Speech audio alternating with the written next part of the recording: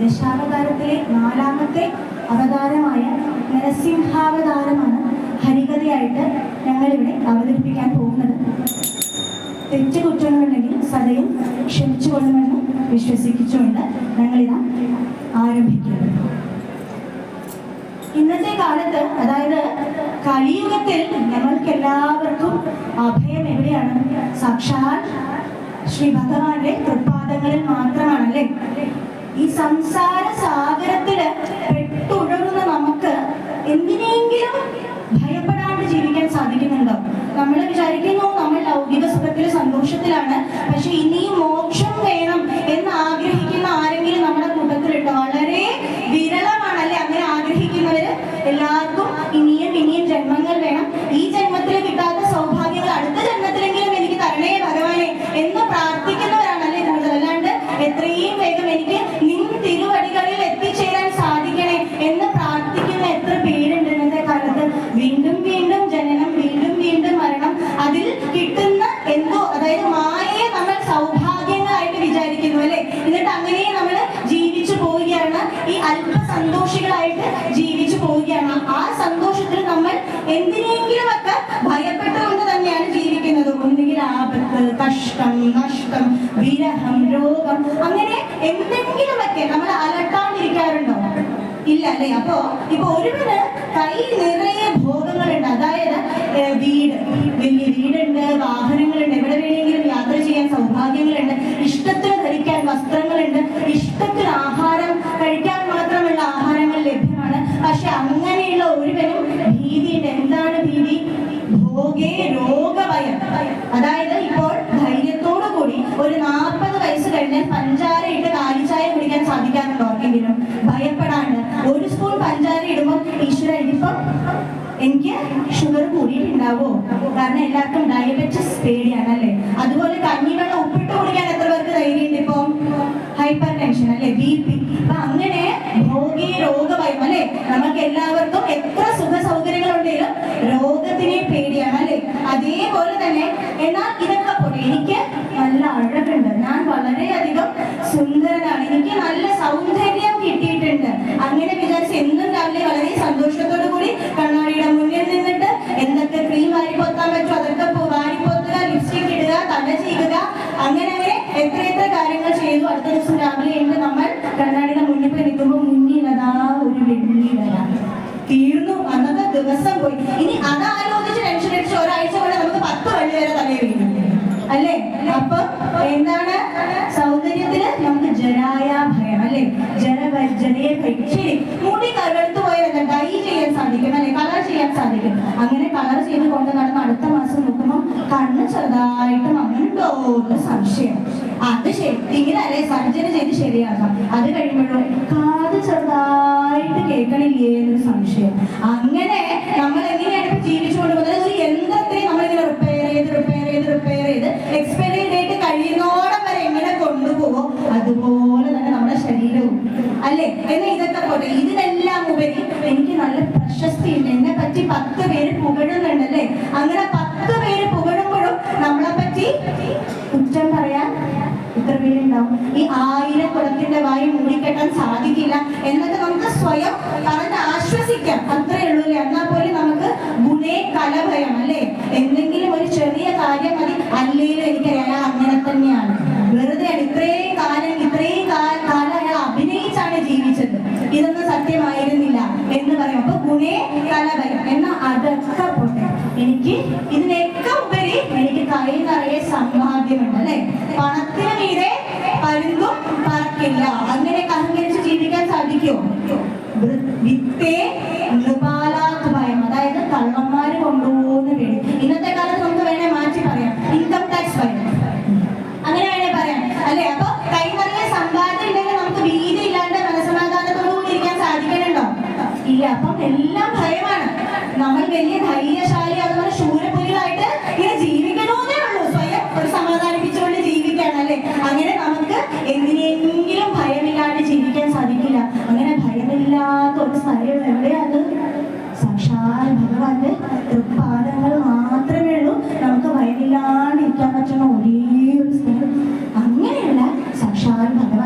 മഹാവിഷ്ണു വസിക്കുന്ന സ്ഥലം അല്ലേ വൈകുണ്ഠം.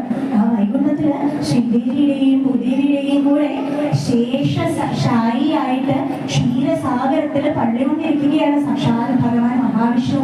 അങ്ങനെ ഇരിക്കുന്ന വൈകുണ്ഠത്തിന് 7 കവാടങ്ങളുണ്ട്. ആ 7 കവാടത്തിൽ 7ാമത്തെ കവാടത്തിന് മുന്നിൽ 2 പേര് നിൽക്കുന്നുണ്ട്. ആരാണവര്? നമുക്കറിയാലേ, അമ്പലങ്ങളിലൊക്കെ മഹാവിഷ്ണുവിന്റെ ക്ഷേത്രത്തിലൊക്കെ ഈ ഗർഭഗൃഹത്തിന് തൊട്ട് മുന്നിലായിട്ട് 2 പേരെ നിൽക്കുന്നുണ്ടാവൂലേ? ആരാണവര്? ദ്വാരപാലകന്മാര്, ജയവിജയന്മാരല്ലേ? ആ ജയവിജയന്മാർ അങ്ങനെ നിൽക്കാണ് കേട്ടോ. അപ്പൊ ഈ ജയവിജയന്മാരെ കാണാൻ എങ്ങനെയാണെന്നറിയോ? സാക്ഷാൽ ഭഗവാനെ പോലെ തന്നെ ഉണ്ടാവും. പീതാംബരമൂർത്തി, ശംഖചക്രഗദാധാരിയായി, ഗോപിക്കുറിയിട്ട് അങ്ങനെ ഭഗവത് സൗന്ദര്യം അതേപോലെ ഭഗവാന്റെ സ്വരൂപം അങ്ങനെ അവർക്ക് കിട്ടിയിട്ടുണ്ട്. കാരണം അവർക്ക് സാരൂപ്യം എന്ന് പേരുള്ള മോക്ഷം കിട്ടുന്നത്. അതായത് ചതുർവിധമായ മോക്ഷങ്ങൾ, അതായത് 4 വിധം മോക്ഷങ്ങളുണ്ട്.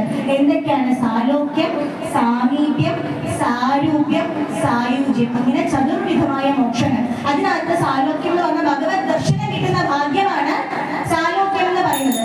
സാമീപ്യം എന്ന് പറയുമ്പോൾ ഭഗവാന്റെ കൂടെ ഇരിക്കാൻ കിട്ടുന്ന ഭാഗ്യം. അടുത്തത് സാരൂപ്യം, അതായത് ജയവിജയന്മാർക്ക് കിട്ടിയത്, അതായത് ഭഗവാന്റെ അതേ സ്വരൂപം കിട്ടുക എന്ന് പറയുന്നത്. അടുത്തതാണ് അൾട്ടിമേറ്റ് മോക്ഷം അല്ലെങ്കിൽ പരമപ്രാപ്തി എന്നൊക്കെ പറയണ സായുജ്യം. സായുജ്യം അറിയാൻ എനിക്ക് അങ്ങനെയല്ലേ അമ്മമാരൊക്കെ വീട്ടില് പറയാം.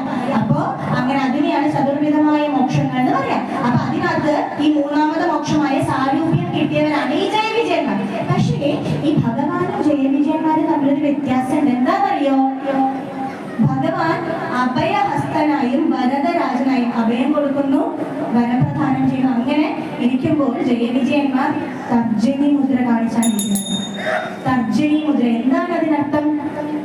എല്ലാം ഒന്ന്, ആ അകത്തിരിക്കുന്ന ഒരാളാണ് എല്ലാം, ബാക്കിയെല്ലാം മായയാണ്. നമ്മളെല്ലാ ജീവാത്മാക്കളും ചെന്ന് ചേരേണ്ടത് ആ പരമ പാദത്തിന്റെ ചോട്ടിലാണ്, വേറെ എവിടുമല്ല. നമ്മളെല്ലാവരും എത്തിച്ചേരേണ്ട ഭഗവത് സാക്ഷാത്കാരം ലഭിക്കേണ്ടത് ആ ഒറ്റയായ ഭഗവാന്റെ അടുത്ത് നിന്നാണ്, വേറെ എവിടെയില്ല. ബാക്കി കാണുന്നതൊക്കെ മായയാണ്, 2 അല്ല 1 ആണ് എന്ന് കാണിക്കുന്നതിനാണ് ആര്? ജയവിജയന്മാർ തർജനി മുദ്ര. അതായത് ബ്രഹ്മം ഒക്കട്ടെ, ബ്രഹ്മമൊക്കട്ടെ, പരബ്രഹ്മമൊക്കട്ടെ, ബ്രഹ്മമൊക്കട്ടെ, പരബ്രഹ്മമൊക്കട്ടെ, ബ്രഹ്മമൊക്കട്ടെ, പരബ്രഹ്മമൊക്കട്ടെ, കണ്ടുവതു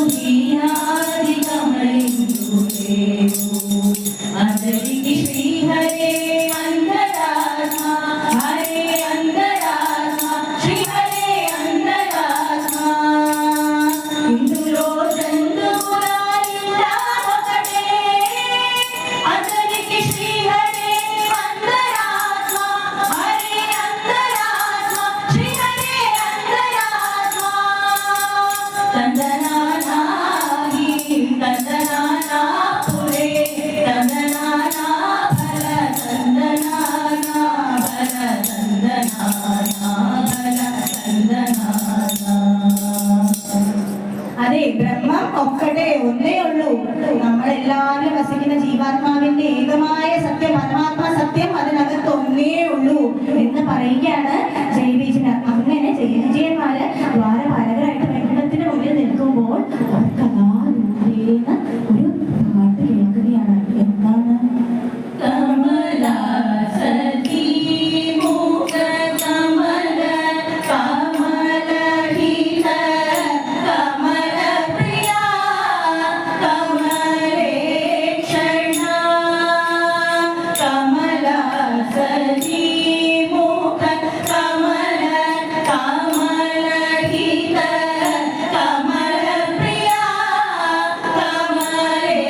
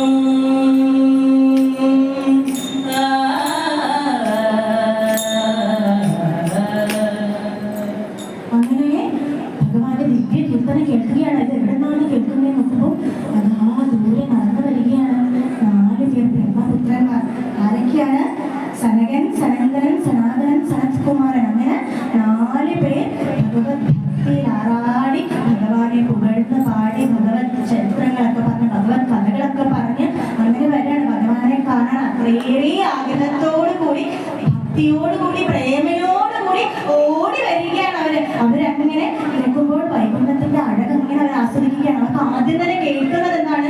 ക്ഷീരസാഗരത്തിന്റെ പാൽക്കടൽ ഒലിയാണ് അവർ ആദ്യം കേൾക്കുന്നത്. അതുപോലെ ഇങ്ങനെ നോക്കുമ്പോൾ അതാ വിരജാ നദി ഒഴുകുന്നു. നല്ല പളുങ്ക് പോലെ വെള്ളം തെളിനീരൊഴുകുന്ന വിരജാ നദി കാണുന്നു. അങ്ങനെ നല്ല സുഗന്ധം. ഇവിടുന്ന് ഐശ്വര്യ ഉദ്യാനത്തിലെ നല്ല ഫലവൃക്ഷങ്ങൾ പുഷ്പവൃക്ഷങ്ങൾ അനേകായിരം വൃക്ഷങ്ങളിൽ നിന്നും അനേകായിരം പൂക്കളിൽ നിന്നും അങ്ങനെ സുഗന്ധം ഇങ്ങനെ മന്ദമാരുതന്നെ ഇങ്ങനെ വരാണ്. അതിങ്ങനെ ആസ്വദിച്ച് ഇങ്ങനെ നിൽക്കുമ്പോൾ അതാ അവർക്ക് കേൾക്കുകയാണ്. എന്താണ് അവർ കേൾക്കുന്നത്? പാഞ്ചജന്യ ശംഭുരി കേൾക്കുകയാണ്. ഇതൊക്കെ അവരുടെ ഉള്ളിലെ ഭഗവാനോടുള്ള പ്രേമ കൂട്ടുകയാണ്. അവരുടെ ഉള്ളിലെ ഭഗവാനോടുള്ള ഭക്തി കൂട്ടുകയാണ്. അങ്ങനെ അത്രയേറെ ആഗ്രഹത്തോടുകൂടി ഭഗവാനെ കാണാൻ 7ാമത്തെ കവാടത്തിലോട്ട് കാലെടുത്ത് വെച്ചതും ഇത് കണ്ട ജയവിജയൻ നിൽക്കവിടെ, ഇപ്പോൾ അകത്ത് പോകാൻ സാധിക്കില്ല. അത്രയേറെ ഭഗവാനെ കാണാൻ ആഗ്രഹത്തോട് കൂടി കയറി വന്ന് ഞങ്ങളുടെ മാർഗം മുടക്കി പറഞ്ഞപ്പോൾ പരമസാത്വികന്മാരായിട്ട് പോലും അവർക്ക് കോപം വന്നു. ഉടനെ തന്നെ അവരുടെ കണ്ണുകളിൽ കോപം ജ്വലിച്ച മുഖത്തോടു കൂടി അവര് ചോദിക്കുകയാണ്, ഞങ്ങളെ അകത്തോട്ട് പോകാൻ പാടില്ല എന്ന് പറയാൻ നിങ്ങൾ ആരാണ്? ദ്വാരപാലകന്മാർ തന്നെയല്ലേ നിങ്ങൾ? അകത്തോട്ട് ഭക്തിയോടുകൂടി പ്രേമയോടുകൂടി വരുന്നവർക്ക് മാർഗം കാണിച്ചു കൊടുക്കേണ്ട നിങ്ങൾ ഭക്തിയോടുകൂടി വരുന്നവരെ മുടക്കുകയാണ് ചെയ്യുന്നത്, മാർഗദർശനം ചെയ്യുകയാണ് ചെയ്യുന്നത്. ഇതാ ഞങ്ങൾ നിങ്ങളെ ശപിക്കുന്നു. ഇവിടെ ഭഗവാന്റെ കൂടെ ഭഗവാനോട് ചേർന്ന് നിൽക്കുന്നതിന്റെ അഹങ്കാരമല്ല നിങ്ങൾക്ക്. ഇതാ നിങ്ങൾ ഭൂമിയിൽ ഭഗവാനിൽ നിന്നും പിരിഞ്ഞ് പിറക്കുമാറാകട്ടെ.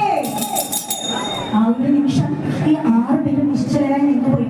ജയവിജയന്മാർക്കും ആകെ വലിയ സങ്കടം വന്നുപോയി. കാരണം അവര് ചെയ്തത് തെറ്റാണെന്ന് അവർക്ക് മനസ്സിലായി.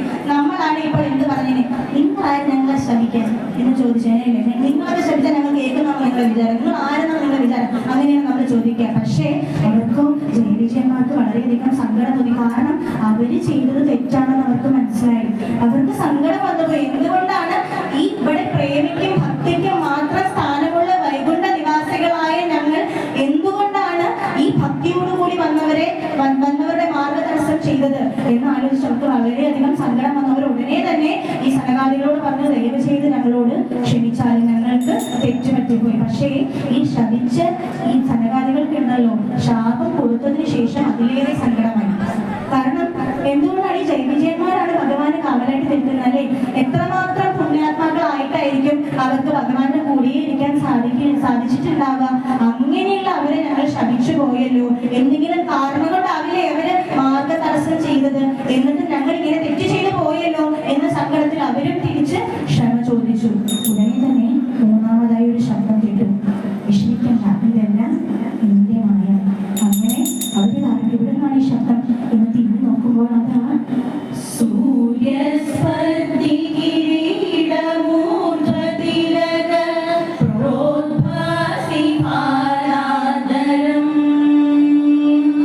കാരുണ്യാകുലനേത്രമാദസിതോ ലാസം സുനാസാപുരം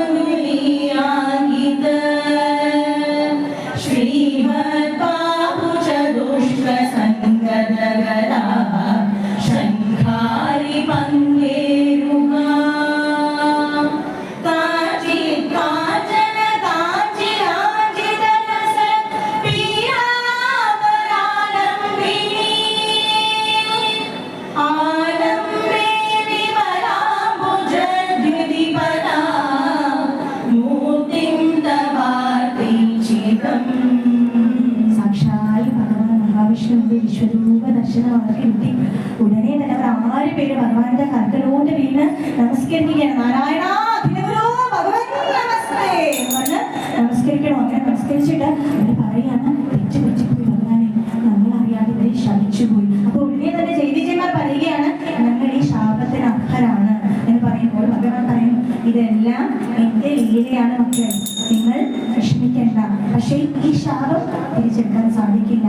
ഞാൻ നിങ്ങൾക്ക് മറ്റൊരു ഓപ്ഷൻ തരാം. എന്താണ്?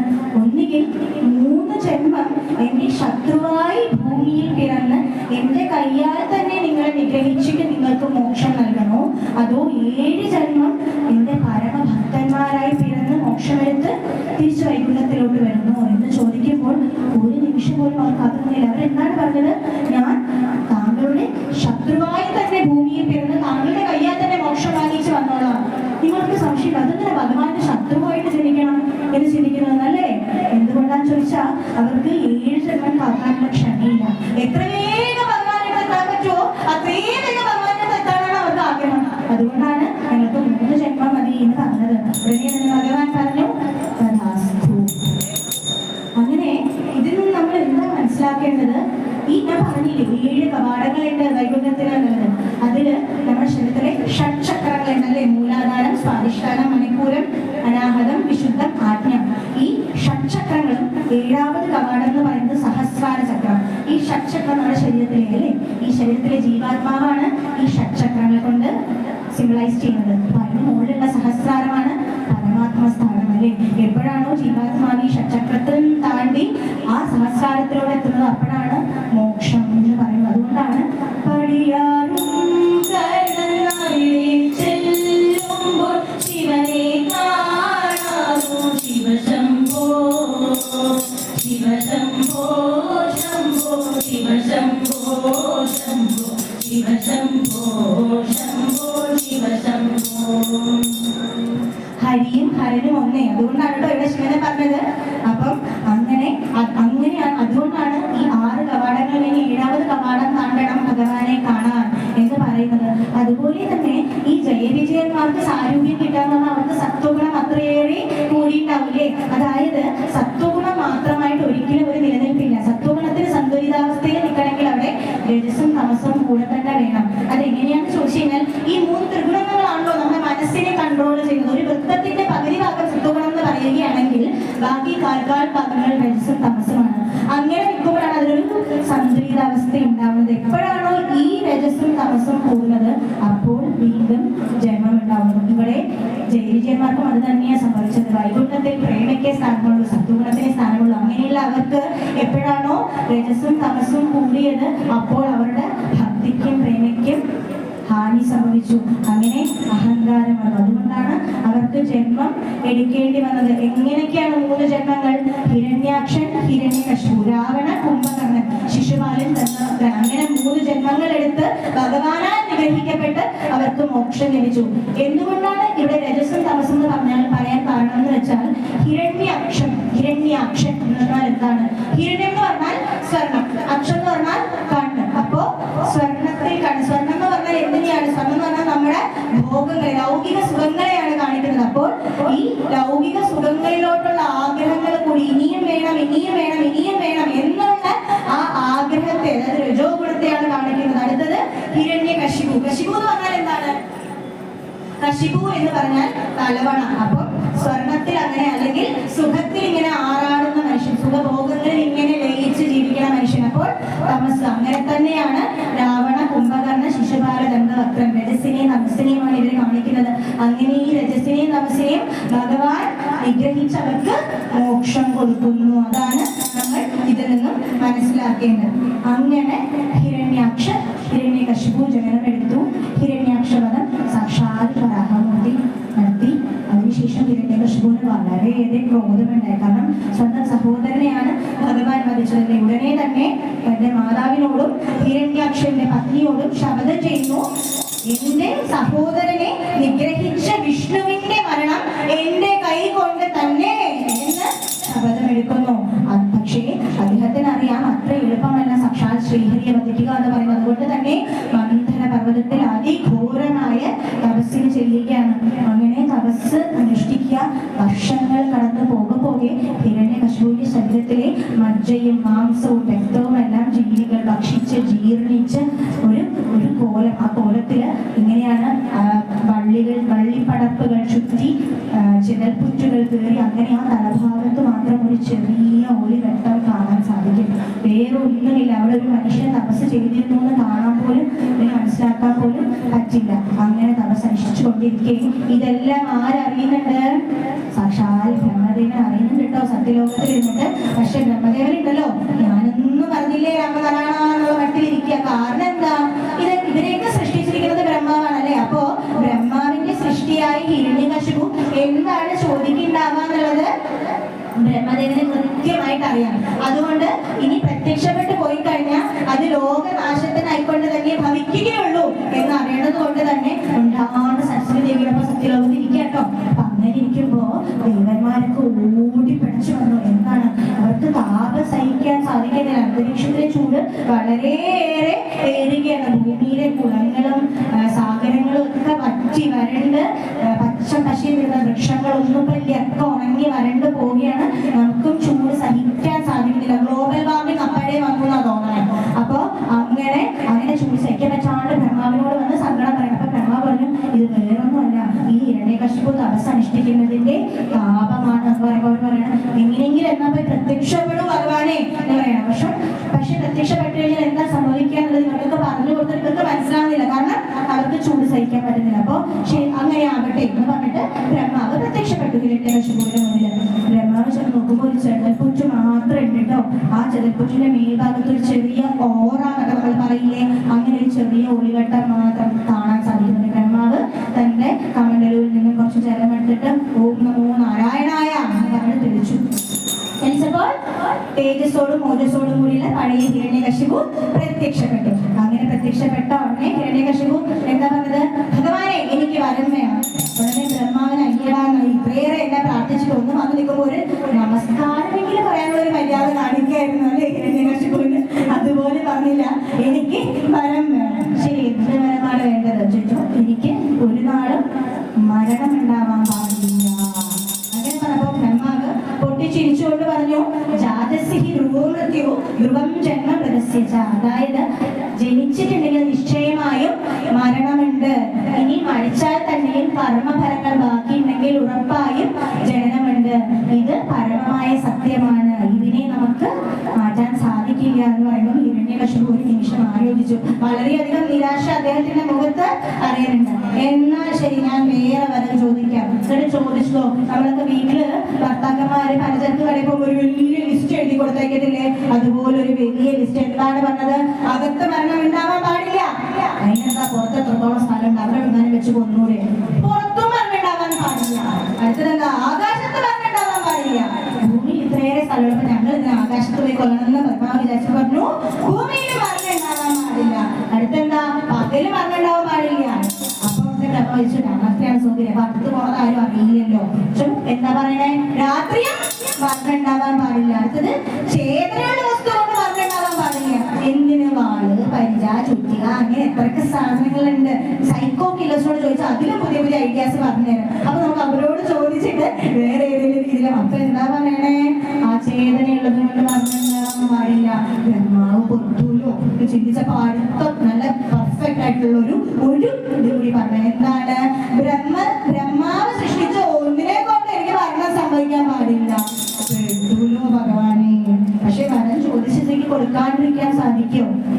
ഉടനെ മനസ്സിൽ കൃഷ്ണാർപ്പണം എന്ന് പറഞ്ഞിട്ട് എല്ലാം സാക്ഷാൽ ശ്രീഹരിയുടെ തലയിലിട്ട് കൊടുത്തിട്ട് തഥാസ്തു എന്ന് പറഞ്ഞിട്ട് ബ്രഹ്മാവ് നേരെ സത്യലോകത്തോട്ട് കണ്ടി തിരിച്ചു. ഉടനെ തന്നെ ഹിരണ്യകശിപു അല്ലെങ്കിൽ തന്നെ നമ്മളപ്പോൾ അഹങ്കാരിയാണ്. ഈ വാരങ്ങളും കൂടി കിട്ടി കഴിഞ്ഞപ്പോഴോ ഒന്നുകൂടി കൂടിട്ടോ. എന്നിട്ട് എന്ത് ചെയ്തു? തന്റെ വണ്ടി എടുത്തിട്ട് നേരെ എങ്ങടാ പോയേ? ഇതിലൊരു സിദ്ധാന്തമുണ്ട്.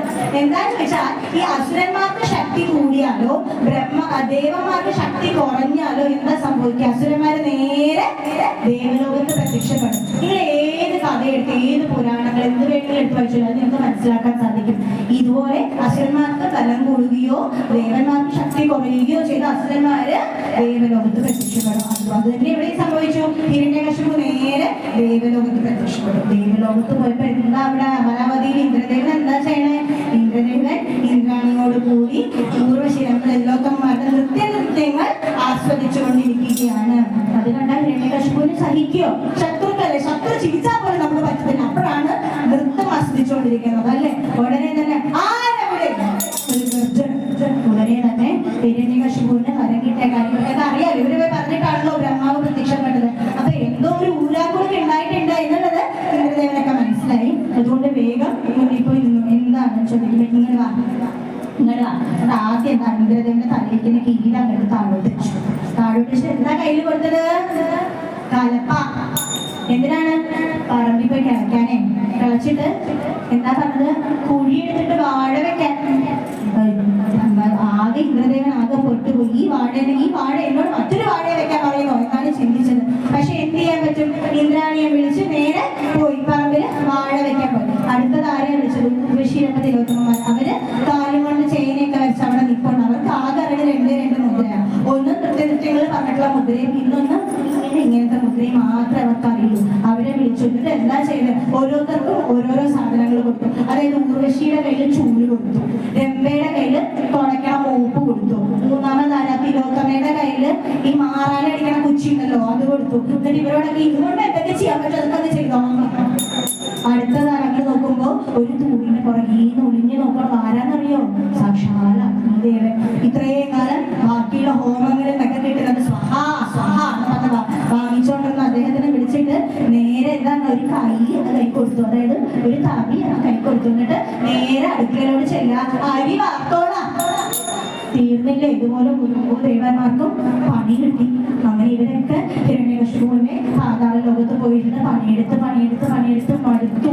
അങ്ങനെ ഇരിക്കുമ്പോ ഒരിക്കൽ ഹിരണ്യകശിപുവിന്റെ കണ്ണ് പിടിച്ച് ഈ ദേവന്മാരെല്ലാരും കൂടി എങ്ങടാ പോയേ? നേരെ സാക്ഷാൽ വൈകുണ്ഠത്തിലോട്ട് പോയി വിഷ്ണുവിന്റെ കാലടിയിലോട്ട് വീണിട്ട്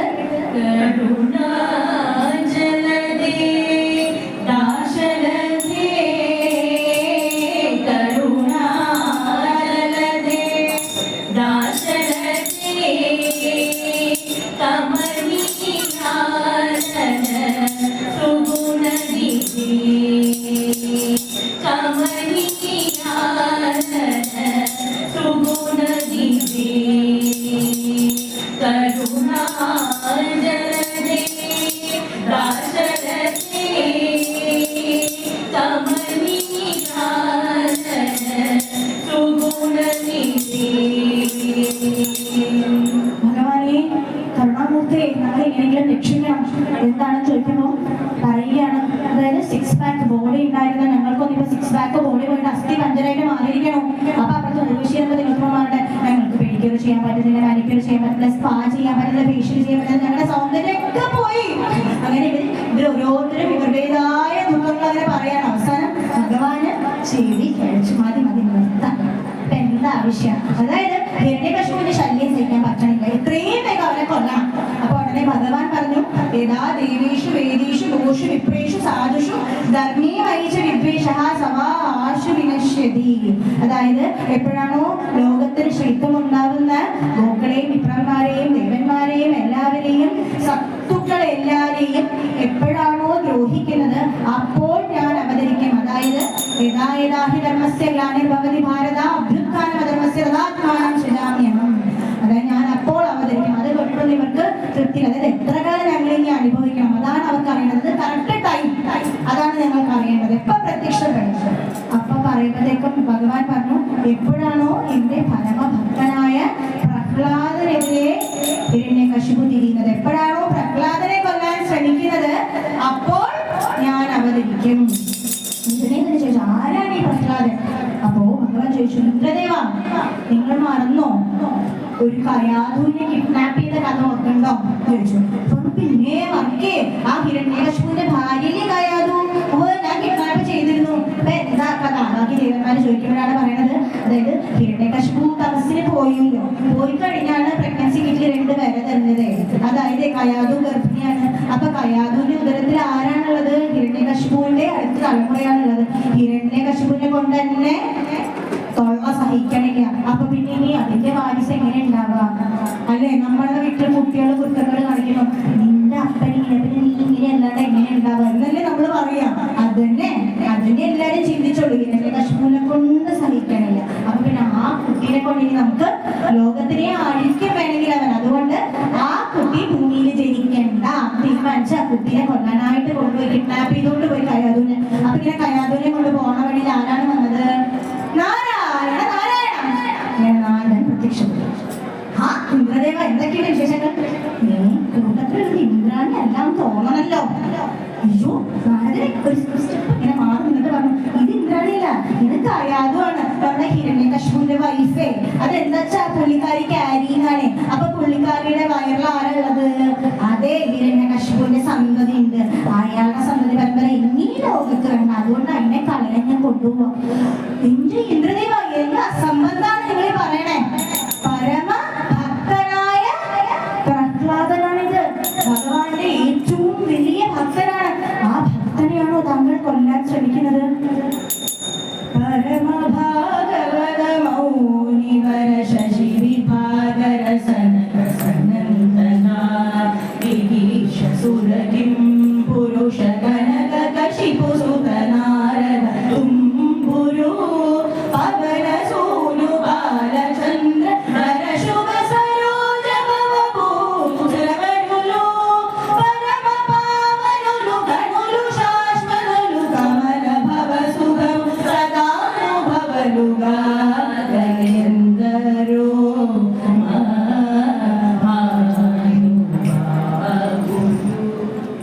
അങ്ങനെ പരമ ഭാഗവതനായ കശിപു സുതൻ, അതായത് ഹിരണ്യകശിപുവിന്റെ കനകകശിപു സുതനായ പ്രഹ്ലാദനെയാണോ താങ്കൾ കൊല്ലാൻ ശ്രമിക്കുന്നതെന്ന് ചോദിച്ച ഉടനെ ഇന്ദ്രദേവൻ കയാതുവിന്റെ കാൽക്കൽ വീണ് നമസ്കരിച്ച് അപേക്ഷിച്ച് തിരിച്ചു പോയി. അപ്പൊ കയാതു ഇങ്ങനെ നട്ടം തിരികെ ഇല്ലടാ പോവാ. കയാതുവിന് വഴിയൊന്നുമില്ല, കൊട്ടാരത്തിനകത്ത് മാത്രം ജീവിച്ചു വളർന്ന കുലസ്ത്രീയാണ്, അതുകൊണ്ട് വഴിയൊന്നും അറിയില്ല, പുറത്തോട്ടുള്ള വഴിയൊന്നും അറിയില്ല. അപ്പൊ നാരദൻ പറഞ്ഞു, കയാതു ഒരു കാര്യം ചെയ്യും, എന്റെ ആശ്രമത്തിലോട്ട് വരും. അവിടെ രാവിലെ പുലർച്ചെ 3:30 തുടങ്ങി Vishnu Sahasranama class, Lalita Sahasranama class, Narayaneeya class, അങ്ങനെ കുറെ ക്ലാസ്സുകളൊക്കെ നടക്കട്ടെ. പിന്നെ വൈകിട്ടുണ്ടല്ലോ എന്റെ പ്രഭാഷണം ഉണ്ട്, കേട്ടിട്ടുണ്ടോ? എന്റെ പ്രഭാഷണം വളരെ ഗംഭീരമാണ് കേട്ടോ, അതിന്റെ SPI അങ്ങനെയൊക്കെ പറഞ്ഞ് കൺവീൻസ് ചെയ്ത് കയാതുവിനെ കൊണ്ടുപോയിട്ട് കയാതു അങ്ങനെ ആശ്രമത്തിലിരിക്കുമ്പോൾ കയാതുവിന് വേണ്ട സ്പെഷ്യലൊക്കെ ചെയ്ത് കൊടുക്കുന്നു. അങ്ങനെ രാവിലെ കയാതുവിനെ കുത്തിപ്പൊക്കി കുളിപ്പിച്ച് ആഹാരമൊക്കെ കൊടുത്തിട്ട് കൊണ്ടിരുത്തുട്ടോ. അങ്ങനെ ക്ലാസ് തുടങ്ങാൻ കാത്തിൽ കയാതു ഉറങ്ങി വീഴും. അപ്പൊ ആകെ സങ്കടമാണ് നാരദന്. തന്റെ ക്ലാസ് കെട്ടിക്കുന്ന ഒരാൾ ഉറങ്ങാന്ന് പറഞ്ഞാൽ ബാക്കിയുള്ളവരുടെ കാര്യം അറിയില്ല, കാരണം ഓൺലൈനാണ്. അപ്പൊ ബാക്കിയുള്ളവരെ കാണണില്ല, പക്ഷെ കയാതു മാത്രം മുന്നിൽ നോക്കുന്ന കാണുമ്പോൾ ആ നാരദന്റെ കോൺഫിഡൻസ് മുഴുവൻ അങ്ങ് പോവാണ്. പിന്നെ വിചാരിച്ചു, പോട്ടെ, ഗർഭിണിയല്ലേ, അതിൻ്റെതായ ബുദ്ധിമുട്ടുകൾ ഉണ്ടാവും എന്ന് ചിന്തിച്ചു അങ്ങനെ പറഞ്ഞു. പക്ഷേ കയാതുവിന്റെ ഉദരത്തിൽ ഇരുന്നിട്ട് പ്രഹ്ലാദൻ എല്ലാം കേൾക്കുന്നുണ്ടായിരുന്നു. ഇപ്പം ഗർഭിണികളൊക്കെ ഹോസ്പിറ്റലിൽ പോകുമ്പോൾ ഡോക്ടേഴ്സ് പറയാറുണ്ട്, അല്ലെ, നിങ്ങൾ പറയുന്നത് ഓരോന്നും കുഞ്ഞിനെ കേൾക്കാൻ സാധിക്കും, അതുകൊണ്ട് നല്ല നല്ല കാര്യങ്ങൾ കേൾക്കുക, ഫൈറ്റ്സ് ഒഴിവാക്കുക, ഹൊറർ ഫിലിംസ് കാണരുത്, ഇങ്ങനെയൊക്കെ പറയാറുണ്ട്, അല്ലെ, ഗൈനക്കോളജിസ്റ്റ് പറയാറുണ്ട്. അതിനൊക്കെ പ്രൂഫ് കണ്ടോ? നമ്മുടെ ഗ്രന്ഥങ്ങളിൽ തന്നെയുണ്ട്. ഗർഭശ്രീമാനായിട്ട് ഇങ്ങനെ ഗർഭത്തിൽ നിന്ന് തന്നെ പരമഭക്തനായി മാറിയ ആളാണ് ആര്? പ്രഹ്ലാദൻ. അപ്പം കയാതു കേട്ടോ ഇല്ലയോ, പക്ഷെ പ്രഹ്ലാദൻ എല്ലാം ശ്രദ്ധിച്ചിട്ടുണ്ട്. അങ്ങനെ പ്രഹ്ലാദൻ എല്ലാം കേട്ട് പ്രഹ്ലാദൻ ജനിച്ചിട്ട് ആ ഹിരണ്യകശിപുവിന്റെ തപസ് കഴിഞ്ഞിട്ട് ഹിരണ്യകശിപു തിരിച്ച് കൊട്ടാരത്തിലോട്ട് വന്നപ്പോൾ കയാതുവിനെയും പ്രഹ്ലാദനെയും ചേർത്ത് നാരദൻ കൊട്ടാരത്തിലോട്ട് തിരിച്ച് ഏൽപ്പിച്ചു. അങ്ങനെ ഏൽപ്പിച്ചതിന് ശേഷം അതിനുശേഷമാണ് ഹിരണ്യകശിപുവിന്റെ ഭരണം തുടങ്ങിയത്, ചക്രവർത്തിയായി ഭരണം തുടങ്ങിയത്. അപ്പൊ എന്താ ആദ്യം ഹിരണ്യകശിപു ചെയ്തത്? അതായത് ലോകത്തെവിടും ഭഗവത് നാമങ്ങൾ പാടില്ല, അതിനെ ബാനിഷ് ചെയ്ത്. അപ്പൊ അതിന് ചെയ്തത് എന്താണ്? നമ്മൾ ഈ ഭിത്തിയിലൊക്കെ കാണാറില്ലേ, സ്റ്റിക് നോബിൽസ് എന്ന് പറഞ്ഞിട്ടില്ലേ, അവിടെയൊക്കെ നോ ഭഗവത് നാമം എന്ന് പറഞ്ഞിട്ട്, അതുപോലെ വാട്സപ്പ് സ്റ്റേറ്റസിൽ, ഇൻസ്റ്റാഗ്രാം സ്റ്റോറീസിലൊക്കെ എന്താ ഇടേണ്ടത്? ഇനി ഭഗവത് നാമങ്ങൾ പാടില്ല. അതായത് നമ്മുടെ സിയാപതി രാമചന്ദ്രക്ക് എന്ന് പറയുന്ന പകരം ഹിരണ്യകശിപു കി ജയ് എന്ന് പറഞ്ഞിട്ട് നന്ദഗോപിന്ദ്രശ്രീ കൊണ്ട് പുതിയ ഭജന ഉണ്ടാക്കിച്ചു. അങ്ങനെ ഇതൊക്കെ സ്റ്റേറ്റസിലും സ്റ്റോറീസിലും ഇങ്ങനെ നിറഞ്ഞാടിക്കൊണ്ടിരിക്കുമ്പോണ്ടല്ലോ ഹിരണ്യകശിപുവിന്റെ കൊട്ടാരത്തിലെ പടിഞ്ഞാറ്റേ എന്താ നടക്കുന്നതെന്ന് അറിയാമോ?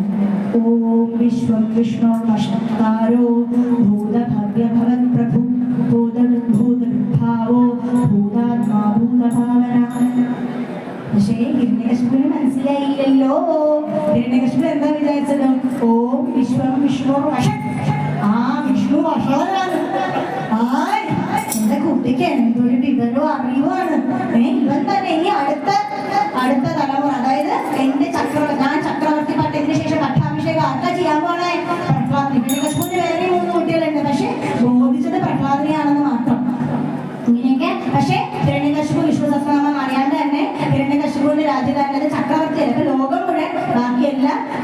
ചോദിച്ചു. തന്റെ മുമ്പിൽ നടക്കുന്നത് അറിയണില്ല.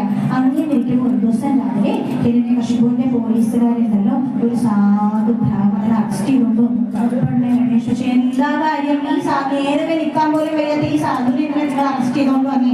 അന്വേഷിച്ചു പറയാം, അതെ നമ്മുടെ പടിഞ്ഞാറ്റെ ആ മാവില്ല, ആ മാവിന്റെ ചോട്ടിൽ നിന്ന് എനിക്ക് ഇയാൾ കിട്ടി പറയുമ്പോഴത്തേക്ക് എന്താണ് ബ്രാഹ്മണ എന്തിനാണ് എന്നോട് വന്നത് ചോദിച്ചപ്പോ അത് വിഷ്ണുവിന്റെയോ ശിവന്റെയൊക്കെ പേര് പറഞ്ഞിട്ടുണ്ടെങ്കിൽ ഞങ്ങളുടെ നാക്ക് മുറിക്കുന്നല്ലേ പറഞ്ഞിട്ടുള്ളത്, അതുകൊണ്ട് പറയാൻ അനുവാദമില്ലല്ലോ, കേൾക്കെങ്കിലും ചെയ്യാം വിഷ്ണു സഹസ്രനാമം എന്നുള്ളൊരു ഉദ്ദേശത്തിൽ വന്നാണ്. അതിന് എന്റെ കൊട്ടാരത്തിൽ വിഷ്ണു സഹസ്രനാമം അയ്യോ തിരുമേനി താങ്കൾ അറിഞ്ഞില്ലേ പടിഞ്ഞാറ്റിൽ ഇപ്പോഴും കേൾക്കാം ഫുൾ ഡേ 24 hours ലൈവ് ആണ് അവിടെ പറയുമ്പോഴേക്കും ആണോ എന്നാ പോയി നോക്കട്ടെ പറഞ്ഞിട്ട് പോയി നോക്കുമ്പോഴാണ് ഈ വിഷ്ണു ഇതന്നെ കേൾക്കണം. അയ്യോ ഇത് വിഷ്ണു സഹസ്രനാമമായിരുന്നു. അപ്പോഴാണ് ഹിരണ്യകശിപുവിനെ മനസ്സിലൂടെ പെട്ടെന്ന് ധ്യാനത്തിലായിരുന്ന പ്രഹ്ലാദൻ പെട്ടെന്ന് എണീച്ചു. എന്താ അച്ഛാ നീ എന്താ ഇവിടെ ചെയ്യുന്നത്? അച്ഛൻ കണ്ടില്ലേ ഞാൻ ദേവാലയപ്പുരിയില് നല്ല ഭഗവാനെ പ്രാർത്ഥിച്ചുകൊണ്ടിരിക്കുകയാണ്. നമുക്ക് എല്ലാവർക്കും ആ നിത്യജീവിതത്തിൽ മാത്രമല്ലേ ശരണമുള്ളൂ, വേറെ ഇവിടെ പോവാനാണ്, അതുകൊണ്ട് ഭഗവാനെ പ്രാർത്ഥിക്കുകയാണ് എന്ന് പറഞ്ഞപ്പോൾ ഹിരണ്യകശിപുവിന് ക്രോധം സഹിക്കാൻ പറ്റില്ല. ഹിരണ്യകശിപു ഈ ഭഗവാനെ തന്നെ ബാൻ ചെയ്ത് എന്റെ മൂക്കിൻ ചോട്ടിൽ ഇരുന്നിട്ട് നീ ഭഗവാനെ വിളിക്കണേ, എന്തൊരു അഹങ്കാര കുട്ടി നിനക്ക്, എന്താ അച്ഛ എങ്ങനെ പറയണേ, ഭഗവാൻ ഇങ്ങനെ അതിനകത്തൊന്നും പറയല്ലേ എന്ന് പറയുമ്പം ഭയങ്കര ചീത്തത്തായി കുട്ടിക്ക്. ഈ കുട്ടിയെ ഇനി സ്കൂളിൽ കൊണ്ടുപോയി ചേർക്കണം. അതാണ് നമ്മളൊക്കെ പറയില്ലേ ഒരു 4 വയസ്സുള്ള കുട്ടികളുടെ കുസൃതി സഹിക്കാനാകുമ്പോൾ നമ്മുടെ അമ്മമാരൊക്കെ എന്താ പറഞ്ഞുതരാ, സ്കൂളിൽ ചേർത്തുമ്പോ ശരിയാവും. അത് തന്നെ ഹിരണ്യകശിപു ചിന്തിച്ചുള്ളൂ, സ്കൂളിൽ ചേർത്താം അപ്പൊ ശരി. അപ്പൊ ഹിരണ്യകശിപുവിന്റെ രാജ്യത്തിലെ ഏറ്റവും നല്ല സ്കൂള്, നിറയെ സ്കൂളുണ്ട് കേട്ടോ, അതിനകത്ത് ഏറ്റവും നല്ല സ്കൂള് ശുക്രാചാര്യ ഹയർ സെക്കൻഡറി സ്കൂളാണ്. അപ്പൊ അങ്ങനെ ഒന്ന് ചേർക്കാം എന്ന് കരുതി.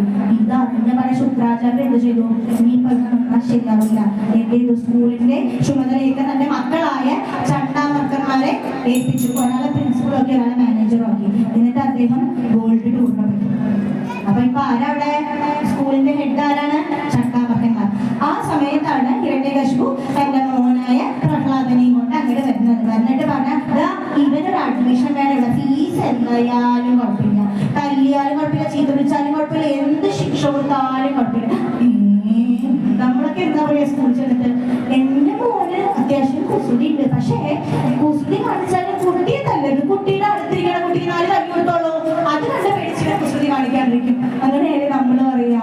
പക്ഷേ ഹിരണ്യകശിപു എന്താ പറഞ്ഞത്, കുട്ടിയെ ചവിട്ടിയാലും അടിച്ചാലും ചീത്ത പറഞ്ഞാലും വേണ്ടില്ല, അവർക്ക് ചീത്തത്തെ കണ്ട് കളയിക്കാൻ നല്ല കുട്ടിയായിട്ട് വീട്ടിലോട്ടൊക്കെ ബോർഡിംഗ് സ്കൂളാണ്, അതുകൊണ്ട് അങ്ങനെ ചെയ്താൽ മതി. ഓ ആയിക്കോട്ടെ, രാജാവല്ലേ പറഞ്ഞു, രാജാവിന്റെ കുട്ടി പഠിക്കാൻ പറഞ്ഞ സ്കൂളിലൊരു പേരാണ്, അപ്പൊ അവർക്ക് സന്തോഷമായി. ശരി പറഞ്ഞിട്ട് അങ്ങനെ അഡ്മിഷൻ എടുത്തു. അവിടെ ഹോസ്റ്റലിലാക്കി ഹിരണ്യകശിപു പ്രഹ്ലാദനെ. അങ്ങനെ അടുത്ത ദിവസം രാവിലെ ക്ലാസ് തുടങ്ങി. അപ്പൊ രാവിലെ നമ്മൾ പ്രാർത്ഥന, ശുക്ലാംബരധരം കശിപും ശശിവർണം ചതുർഭുജം. എന്തല്ലേ അപ്പൊ പ്രഹ്ലാദൻ ഇങ്ങനെ കണ്ടു നോക്കിയതെന്ത് ഇങ്ങനെയൊക്കെ.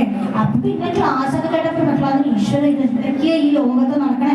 പ്രഹ്ലാദിന് സങ്കടമൊക്കെ സഹിക്കാൻ പറ്റില്ല, എന്നാലും ഇത് നാരായണ നാരായണ നാരായണ നാരായണ. അപ്പൊ ഇന്റർവെൽ ടൈമില് ബാക്കി കുട്ടികളൊക്കെ ആരെ കുത്തണം ആരെ വെട്ടണം, നമ്മുടെ പബ്ജി അതിങ്ങനെ കളിക്കുമ്പോഴല്ലോ ഈ കുട്ടി മാത്രം ഇങ്ങനെ കണ്ണടച്ച് കരയും, കണ്ണടച്ചോണ്ട് ചിരിക്കും, കണ്ണടച്ചോണ്ട് നൃത്തം ചെയ്യും, കണ്ണടച്ചോണ്ട് പാട്ട് പാടാൻ. എന്താണെന്നറിയോ ഭക്തന്മാരുടെ ലക്ഷണം പറഞ്ഞിരിക്കുന്നത്, ഭക്തന്മാര് മത്തോന്മത്തവത്തായിട്ടായിരിക്കും പെരുമാറാന്ന് പറഞ്ഞാൽ ഉന്മത്തനായ പോലെ, തലയ്ക്ക് സുഖമില്ലാത്തവരെ പോലെ പെരുമാറും. എന്തിനാ കരയണേ, എന്തിനാ ചിരിക്കുന്നതൊക്കെ ഭഗവാന്റെ ചിന്തകളിൽ മുഴുകിയാണ് ചെയ്യണമെന്നത് പുറത്തുനിന്നുള്ളവർക്ക് കണ്ടാൽ മനസ്സിലാവില്ല. അപ്പൊ അങ്ങനെ ഇരിക്കുമ്പോ ഈ പ്രഹ്ലാദന്റെ ഫ്രണ്ട്സ് ഉണ്ടല്ലോ, ക്ലാസ്മേറ്റ്സ് ഒന്ന് ചോദിക്കുക, എന്താ പ്രഹ്ലാദൻ നീ കാട്ടണേ, എന്തിനാ ചിരിക്കണേ, എന്തിനാ ഒരു കാര്യമില്ലാണ്ട് കരയണേ, ആർക്കൊപ്പമായി നൃത്തം ചെയ്യണേ എന്ന് ചോദിക്കുമ്പോ പ്രഹ്ലാദൻ പറയാം, ഞാൻ സാക്ഷാൽ ഭഗവാനെ മനസ്സിൽ ആരാധിക്കുകയായിരുന്നു, ഭഗവാനെ പറ്റി ചിന്തിക്കായിരുന്നു, ഭഗവാനെ പറ്റി ചിന്തിച്ചാൽ ചിലപ്പോൾ കച്ചിൽ വരും, ഭഗവാൻ ഇട്ട് പോകുമ്പോ അറ്റണയിലോ എന്ന് കച്ചിൽ വരും, ചിലപ്പം ഭഗവത് ലീലകൾ ആലോചിച്ചാൽ ചിരി വരും, തന്റെ ഒപ്പം കണ്ണൻ കളിക്കണുണ്ട് തോന്നിയിട്ട് കണ്ണനൊപ്പം നൃത്തം ചെയ്യാൻ തോന്നും, പാട്ട് പാടുമ്പോ ഭഗവാന്റെ ലീലകൾ പാടുമ്പോ നമുക്ക് തന്നെ മനസ്സിൽ സന്തോഷം തോന്നിയില്ലേ. അപ്പൊ ഇതൊന്നും ഈ കുട്ടികൾക്ക് മനസ്സിലായി, ഇങ്ങനെ തല ചോദിക്കണം ഇപ്പഴി എന്തൊക്കെ നീ പറയണം. ശരി എന്നാ ശരി പോട്ടെ. പ്രഹ്ലാദൻ എന്തിനാ താനിങ്ങനെ ഭഗവാൻ ഭഗവാൻ നാരായണ നാരായണ വിളിച്ചോണ്ടിരിക്കണേ ചോദിക്കുമ്പോ പ്രഹ്ലാദൻ പറയാണ്, പുനരഭിജനനം പുനരവിമരണം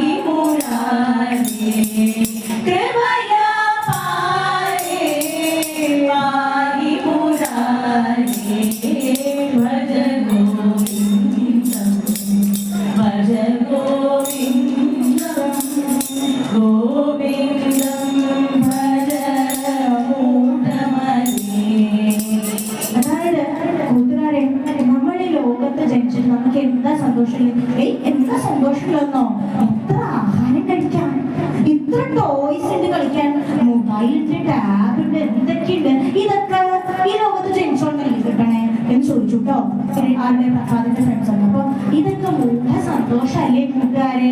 നമുക്ക് ശരിക്കുള്ള സന്തോഷമുണ്ടോ? ഈ ടാബിൽ നോക്കി മൊബൈലിൽ നോക്കി നമ്മുടെ കണ്ടുകൊണ്ട് കളയും അല്ലേ? ഭക്ഷണം വയറ് നിറയെ കഴിച്ചിട്ടോ വേറൊക്കെ ഉള്ളതുകൊണ്ട് വെപ്രാളം എടുക്കണമെന്ന് പറഞ്ഞ് നടക്കും. അങ്ങനെ നമുക്ക് കിട്ടുന്ന സുഖങ്ങളൊക്കെ തന്നെ നല്ല രീതിയിൽ അവസാനിക്കുന്നുണ്ടോ? ഇല്ല അല്ലേ? വീണ്ടും ജനിക്കുന്നു, വീണ്ടും മരിക്കണം. അല്ലാണ്ട് ഇതിന് നടന്ന് നമുക്ക് എന്ത് സന്തോഷമല്ലേ? ഏറ്റവും വലിയ സന്തോഷമല്ലോ ഭഗവാന്റെ അടുത്ത് പോകുമ്പോഴാണ്. ഭഗവാന്റെ അടുത്ത് പോകുമ്പോൾ നമ്മൾ ഒരു ദുഃഖമില്ല, ഭയങ്കര സന്തോഷത്തിലായിരിക്കും. അപ്പൊ നിങ്ങളൊക്കെ ചിന്തിക്കും, 5 വയസ്സുള്ള മക്കളാണ് ഈ 5-4 വയസ്സുള്ള കൂട്ടുകാർക്ക് ഇതൊക്കെ പറഞ്ഞിട്ട് എന്ത് മനസ്സിലാവാനാണ് അല്ലേ? നിങ്ങളെല്ലാവരും കോളേജിൽ സ്കൂളിൽ പോയിട്ടുണ്ട്. 8-9 മാസം ടീച്ചേഴ്സ് കഷ്ടപ്പെട്ട് നമുക്ക് 1 മണിക്കൂർ ലെക്ചർ എടുത്ത് പഠിപ്പിക്കുന്ന കാര്യങ്ങൾ, ഓരോ ദിവസവും 1 മണിക്കൂർ വെച്ച് പഠിപ്പിക്കുന്ന കാര്യങ്ങൾ നമ്മൾ പഠിക്കുന്നു.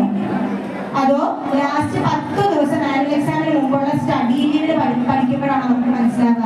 ഈ സ്റ്റഡി ലീവിന് 10 ദിവസം ക്ലാസ്സിലെ ടോപ്പറായിട്ടുള്ള 4 പിള്ളേരുണ്ടാവും. 4 പിള്ളേർ 4 ഗ്രൂപ്പ് ഉണ്ടാവും. ഈ 4 പേരുടെ ചോട്ടിൽ നമ്മൾ 10 പേര് പോയി ഇരുന്നിട്ട് ഈ 10 ദിവസം കൊണ്ട് 7-9 മാസം ടീച്ചർമാരെ തൊള്ളയടച്ചത് പറഞ്ഞു തരുന്നതല്ലേ നമുക്ക് മനസ്സിലാവുന്നത് അല്ലേ? ഈ ഫ്രണ്ട്സ് പറഞ്ഞത് മാത്രമേ നമുക്ക് മനസ്സിലാവാറുള്ളൂ. എത്ര വലിയ സിദ്ധാന്തങ്ങളായിക്കോട്ടെ അതല്ലേ മനസ്സിലാവാറുള്ളൂ. അത് തന്നെയാണ് ഇവിടെയും.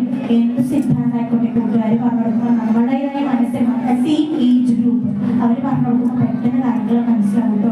ഒന്നും മനസ്സിലാവില്ലെങ്കിലും ഫ്രണ്ട്സ് പറയണത് അനുസരിക്കാൻ നമ്മൾ വിചാരിക്കും. ഇപ്പൊ നമ്മൾ പറഞ്ഞു കൊടുക്കുന്നതാണ് നമ്മുടെ പിള്ളേർ അനുസരിക്കുന്നത്, അതോ ക്ലാസ്സിലെ ഫ്രണ്ട്സ് പറയുന്നതാണ് അനുസരിക്കുന്നത്? അത്രക്കേ ഉള്ളൂ. അതിനെ അവിടെ സംഭവിച്ചുള്ളൂ. ഉടനെ എല്ലാവരും കൃഷ്ണ രാമ ഗോവിന്ദ അതെല്ലാം തുടങ്ങി. അവരങ്ങനെ ഇന്റർവെൽ ടൈം കഴിഞ്ഞു. ക്ലാസ്സിൽ ചണ്ടാമക്കന്മാർ വരുമ്പോ പിള്ളേരെന്താ ചെയ്യുന്ന അറിയോ?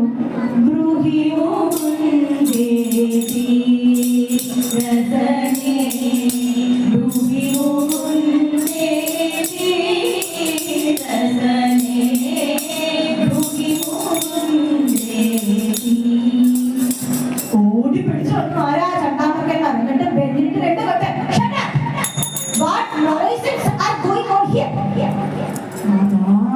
പിള്ളേരൊക്കെ ഞെട്ടിപ്പിടിച്ച് എണീച്ചു. എന്ത് അസംബന്ധാണ് കുട്ടികളെ നിങ്ങൾ പറയുന്നത്? ഇതൊക്കെ എവിടെയാണെങ്കിലും പഠിക്കുന്നേ എന്ന് ചോദിക്കാം. അപ്പൊ പിള്ളേരൊക്കെ നേരെ പ്രഹ്ലാദന്റെ നേരെ നോക്കി. ഒറ്റ പറഞ്ഞില്ല കേട്ടോ, കുലഗുണം അങ്ങനെ ഒറ്റ പ്രഹ്ലാദനെ.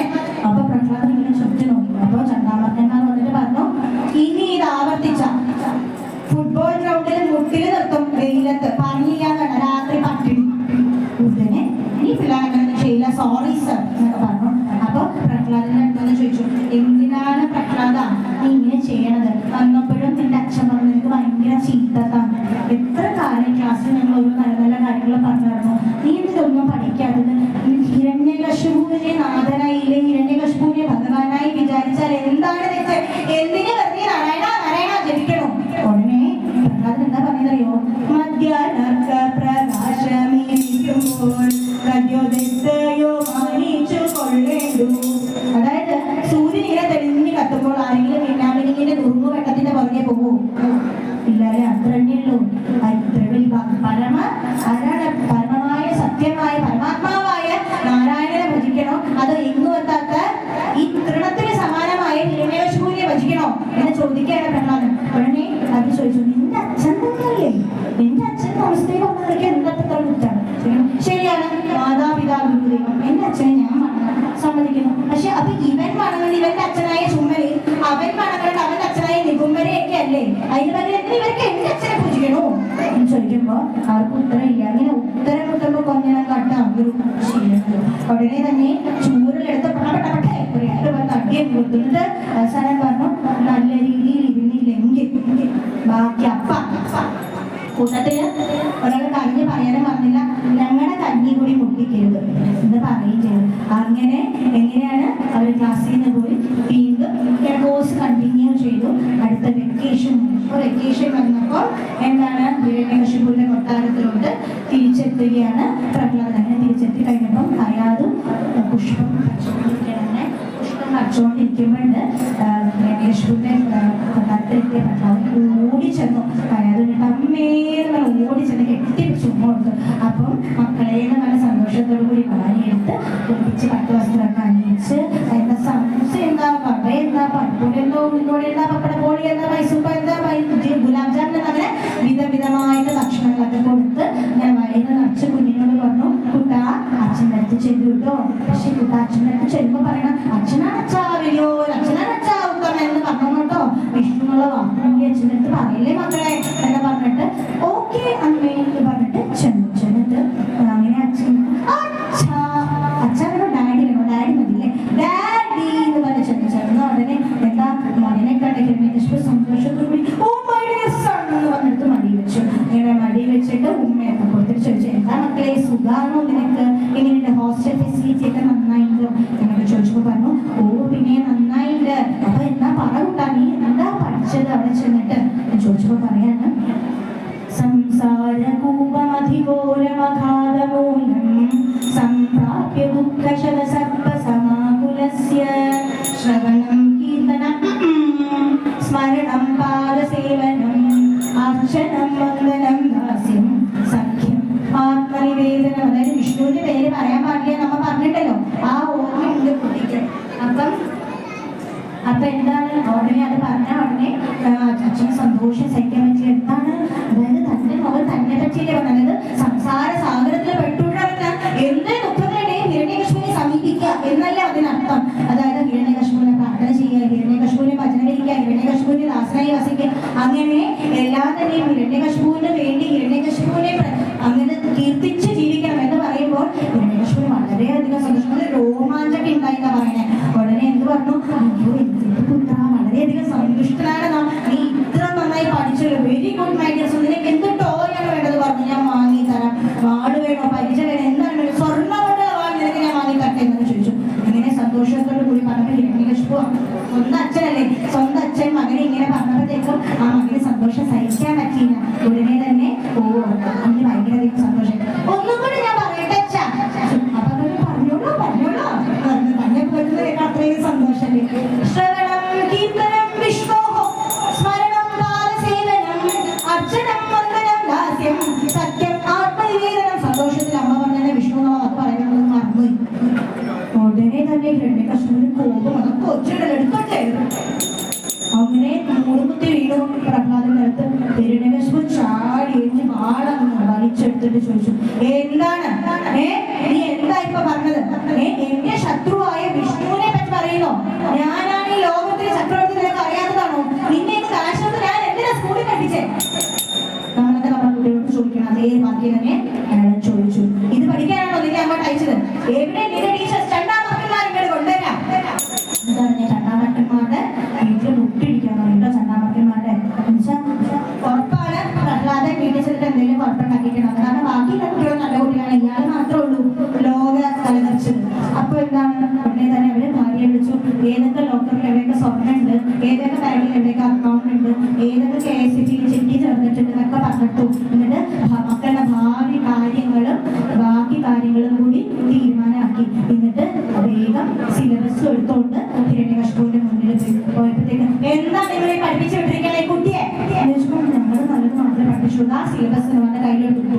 നോക്കുമ്പോണ്ട് ധർമ്മം അർത്ഥം കാമം. മോക്ഷം കേട്ടോ, തെറ്റിരിക്കരുത്. ധർമ്മം അർത്ഥം കാമം. അപ്പൊ എന്താ ധർമ്മം? അതായത് അടുത്തവന്റെ പോക്കറ്റിലിരിക്കുന്ന സാധനത്തെ നമ്മുടെ പോക്കറ്റിലോട്ട് എത്തിക്കുക, അതാണ് ധർമ്മം. അർത്ഥം ഈ പോക്കറ്റിൽ കുറച്ച് സാധനങ്ങളല്ലോ, അതാണ് അർത്ഥം. അർത്ഥത്തെ കാമം. ഈ പോക്കറ്റിലുള്ള സാധനങ്ങൾ നമുക്ക് എന്തൊക്കെ വാങ്ങിക്കാൻ പറ്റും, എന്തൊക്കെ സുഖസൗകര്യങ്ങൾ കിട്ടും, അതാണ് കാമം. ശരിയാണല്ലോ ഈ പറഞ്ഞതൊക്കെ. അപ്പൊ ഇനിയിപ്പോ എന്താ, ഇനിയിപ്പോ വേറെ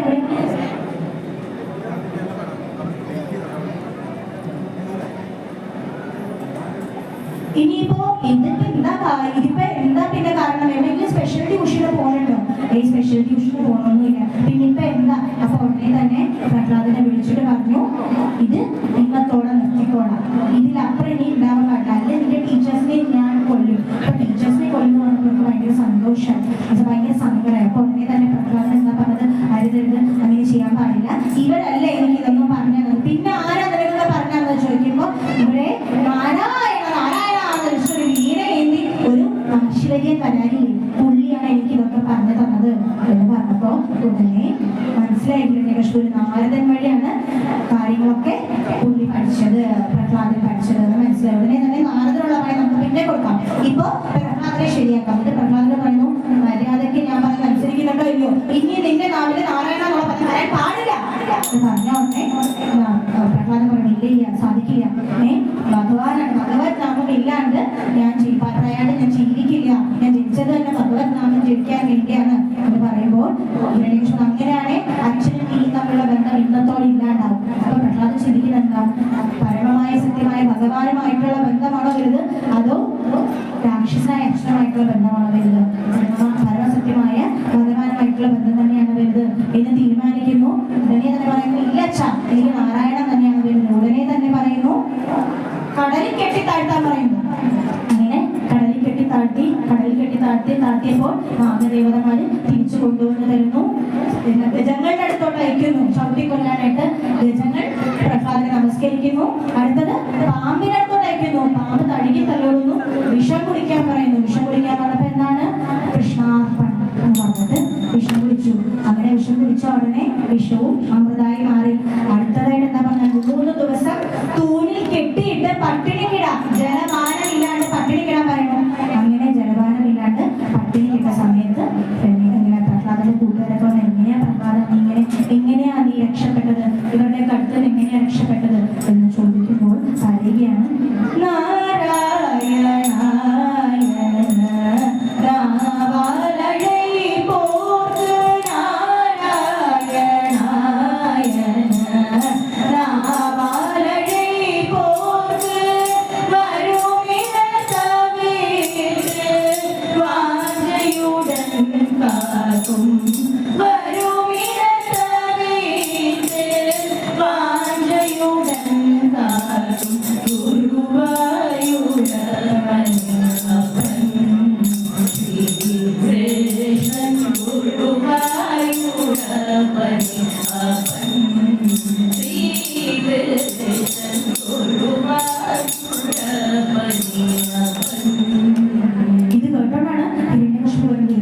ക്രോധം സഹിക്കാൻ സാധിക്കുന്നില്ല.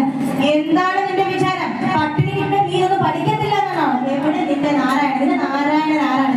ഈ ലോകത്തിലെ ചക്രവർത്തി ഞാനാണ്, ബ്രഹ്മാവിന്റെ വരൻ ലഭിച്ചയാളാണ്. അപ്പം ഹിരണ്യകശിപു ഈ വർത്തമാനം കേട്ട് പ്രഹ്ലാദൻ പൊട്ടിച്ചിരിച്ചുകൊണ്ട് ചോദിച്ചു, ആരാച്ച അച്ഛന് വരുന്നത്? ബ്രഹ്മദേവനല്ലേ? ഈ അച്ഛൻ തപസ്സിരിക്കുന്നത് ബ്രഹ്മദേവനെ തന്നെയല്ലേ? ആകാശാത് പതിതോയം യഥാ ഗച്ഛതി സാഗരം സർവദേവ നമസ്കാരാൻ കേശവം പ്രതിഗച്ഛതി. സാക്ഷാൽ ഭഗവാൻ ശ്രീഹരിക്കാണ്. ആരെ പ്രാർത്ഥിച്ചാലും ആ പ്രാർത്ഥനകളൊക്കെ ചെന്നെത്തുന്നത് എങ്ങോട്ടാണ്? സാക്ഷാൽ ഭഗവാൻ ശ്രീഹരിക്ക്. ആ സാക്ഷാൽ ഭഗവാൻ ശ്രീഹരി വിചാരിച്ച കൊണ്ട് മാത്രമാണ് അച്ഛൻ ജനിച്ചത് പോലും, അച്ഛന് വരം കിട്ടിയതും അച്ഛന് രാജാധികാരം കിട്ടിയതും എല്ലാം ആ സാക്ഷാൽ ശ്രീഹരി വിചാരിച്ചിട്ട് മാത്രമാണ്. വീണ്ടും ക്രോധം സഹിക്കാൻ പറ്റിയില്ല. എവിടെ നിന്റെ ശ്രീഹരി എന്ന് ചോദിക്കുമ്പോഴുണ്ട്, ജലേ വിഷ്ണു സ്ഥലേ വിഷ്ണു വിഷ്ണുരാകാശമുച്യതേ സ്ഥാവരം ജംഗമം വിഷ്ണു സർവം വിഷ്ണുമയം ജഗത്. ഈ ലോകത്ത് തൂണിലും തുരുമ്പിലും എല്ലായിടത്തും ആരാണ്? സാക്ഷാൽ ഭഗവാൻ ഉണ്ട് എന്ന് പറയുമ്പോൾ ഹിരണ്യകശിപു ചോദിക്കാണ്, ഞാൻ കെട്ടിയ എന്റെ കൊട്ടാരത്തിലെ ഈ തൂണിൽ നിന്റെ നാരായണൻ ഉണ്ടോ എന്ന് ചോദിക്കുമ്പോൾ തീർച്ചയായും ഉണ്ട് അച്ഛാ എന്ന് പറയുന്നു. അപ്പോൾ തന്നെ ഹിരണ്യകശിപു തന്റെ വലിയ ഗദയെടുത്ത് ചുഴറ്റി ആ തൂണിലിട്ട് ഒറ്റയടി.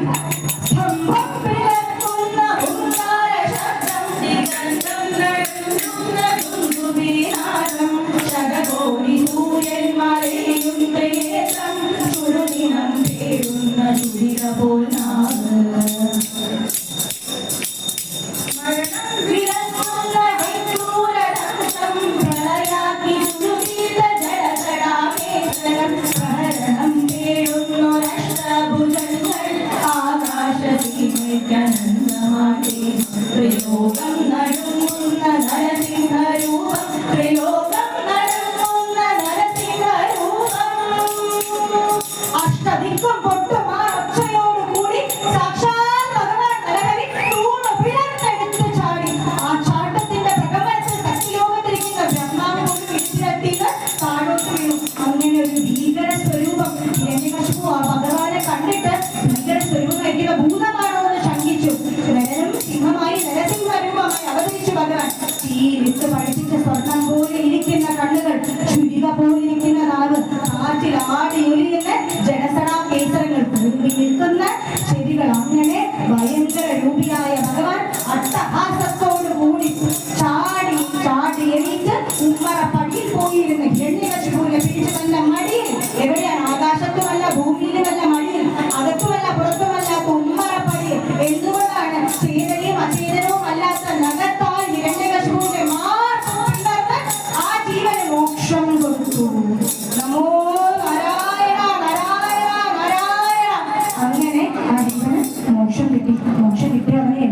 ദേവന്മാരും അങ്ങനെ ഭഗവാനെ പ്രാർത്ഥിക്കുകയാണ്. പ്രാർത്ഥിച്ചുകൊണ്ടിരിക്കുമ്പോൾ ചുറ്റും നോക്കിയിട്ട് എല്ലാവരും കൂടെ ഭയന്ന് നിൽക്കുകയാണ്. ആരാണ് ഭഗവാനെ ശാന്തനാക്കുന്നത്? ലക്ഷ്മി ദേവിയെ നോക്കുമ്പോൾ ലക്ഷ്മി ദേവി ഭഗവാൻ ചാടിയപ്പോൾ ഉരുട്ടിയ കണ്ണിൽ അടഞ്ഞിട്ടില്ല. ഇങ്ങനെ വീശിയൊക്കെ നോക്കി ലക്ഷ്മി ദേവി കണ്ട് ചിമ്മാണ്ട് ഇങ്ങനെ പേടിച്ച് നിൽക്കുകയാണ് ഭഗവാനെ കണ്ടിട്ട്.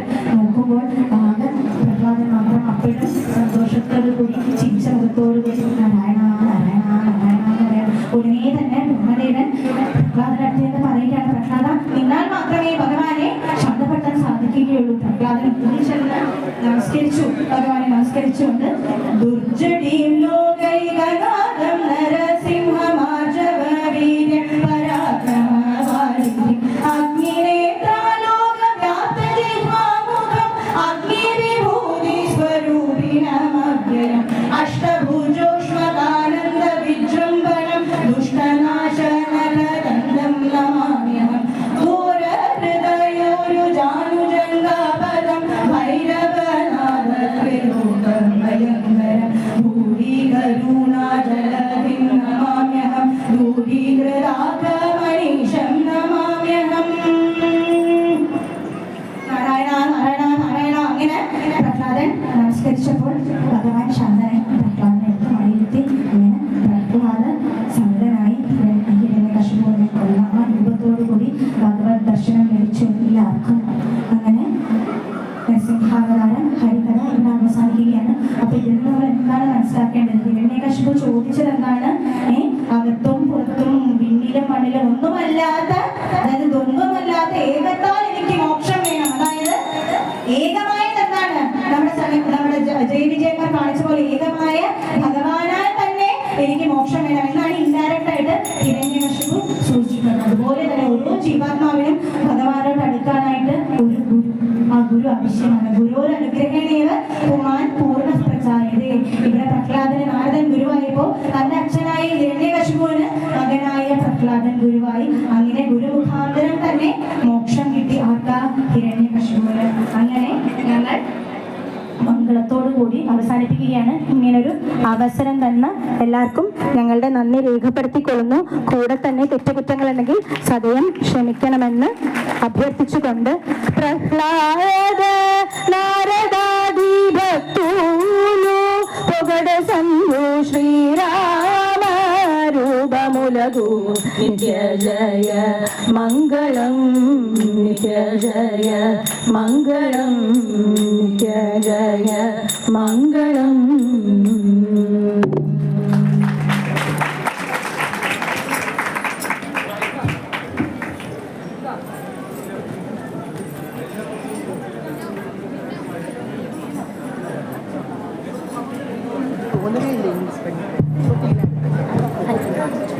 അവരുടെ ഭക്തജനങ്ങളെ, ശബരിനാരായണ കലോത്സവ വേദിയിൽ നിങ്ങൾ ഇതുവരെ കേട്ടുകൊണ്ടിരുന്നത് ഡോക്ടർ പൂർണിമ ശ്രീധർ, പാർവതി സുരേഷ്, രമ്യ ഹരിശങ്കർ എന്നിവർ അവതരിപ്പിച്ച ഹരികഥ നരസിംഹ അവതാരം.